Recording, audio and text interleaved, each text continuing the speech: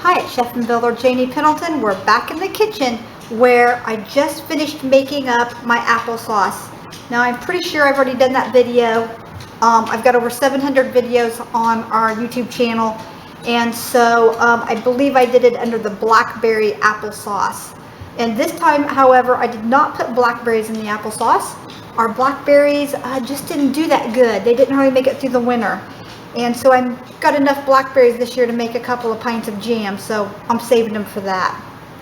But normally if I have leftover blackberries, I'll take that juice and I'll make up some syrup, some blackberry syrup, which by the way I'm taking on our trip, our last, 2 jars left. I have 2 jars of it left, so I'm going to enjoy it while I can, right? Alright, so what I've done here in the crock pot is I just reheated my applesauce from when I made it yesterday. I didn't have time to make it and can it all up. We're getting ready to leave on our trip, so I've got to get this done, and I've got to get all the pickles done. Matter of fact, the camera tripod's actually sitting on my pickles that are soaking in boiling water. So I have a lot going on. Got this nice and bubbly in the crock pot. You want to, you can really cook this down and make this into apple butter. When it turns a nice dark brown, reddish brown, it's ready to make into apple butter. But this, I've already done that. I'll show you a jar. See, I already made a jar of, I've already made up a bunch of apple butter. As a matter of fact, I made 3 batches and I've already sent the unsweetened stuff off to my mother. So we did not boil the lids. Let's see if you can see this. We did not boil the lids. We just had them sitting in some really hot water, and we did steam clean all of those. And when I put these in the water, I'll turn them up every other one so they don't stick together. You know, just turn them back and forth. Got all my ring candy. I've got a little bit of vinegar in my lid water, so I'll be using that for the rims and the edges. Just remember the theory: hot liquids, hot jar. Okay, and this is very hot. So what I like to do is I just like to fold a napkin over and then hang onto that jar just like that. Okay. Now we're going to give this a 1/2 inch headspace, and be sure and keep your applesauce stirred. I did put a little bit of cinnamon in here, a little bit of clove, and I thought the apples were pretty tart after I added about a 1/4 cup of lemon juice to it when I was cooking it down, because I did not want this to brown. And I like adding just a little bit of lemon juice. It keeps the apples from turning brown, not only when you're making them, but also, you know, when you're when it's on the shelf. So that makes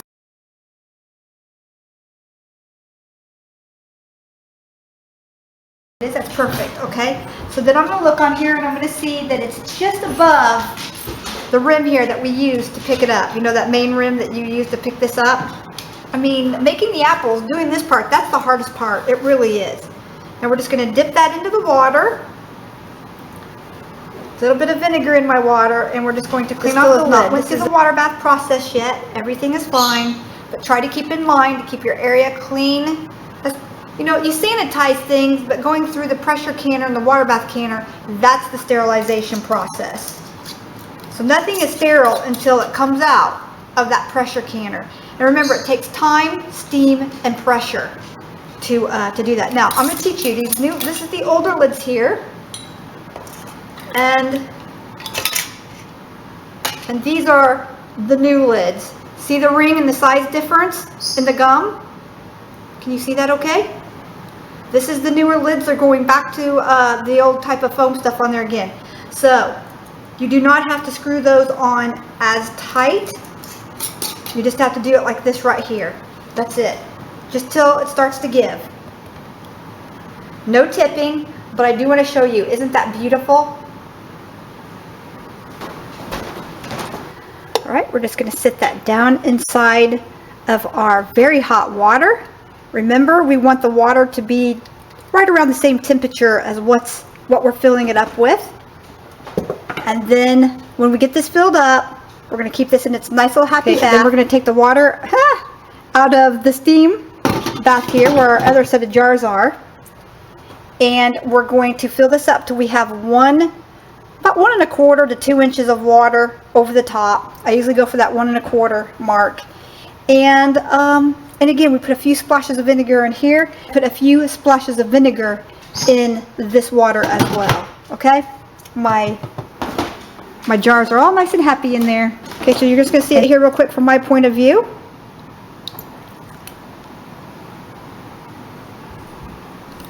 Just keep it stirred. There we go. That's perfect. On to the next one. I like this funnel because it has the little plastic thing on it. It's perfect. We're just going to keep on filling them. Again, we're just dipping this into the lid water that has the vinegar, and we're just going to wipe off those rims. Again, here's one of the new lids with the better ring, and what I like to do is I like to line up my lid so when I date it, I know how it's going to be sitting on my shelf. Okay, and just finger tight, that's it. Then we're going to take it over, and again,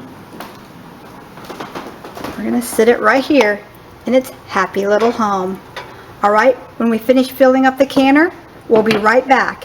And remember, we're water bath canning the applesauce. We're not pressure canning it today. Alright, we can use this debubbling tool and jar measuring product tool to measure the height of our water. We're exactly about a little over 1 1/4 inches. See that? This right here is where you want to measure from. So 1 to 2 inches of water over the top. I go with that 1 1/4 inches because my canner is lower. It works for me. Gives me a little bit of a room right here so it doesn't boil over. Now over here I had an extra jar, and I can go ahead and, since I'm water bath canning, I can leave these other jars in here. I can move this jar right in here.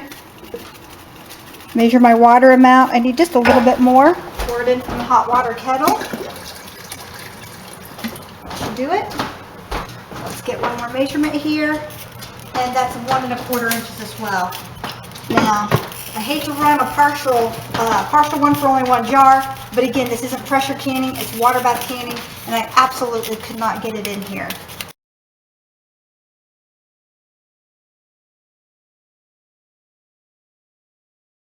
Okay, we've turned this off. We've waited 5 minutes. That's 5 minutes for it to kind of cool down. Remember, no tipping. Leave some room between the jars.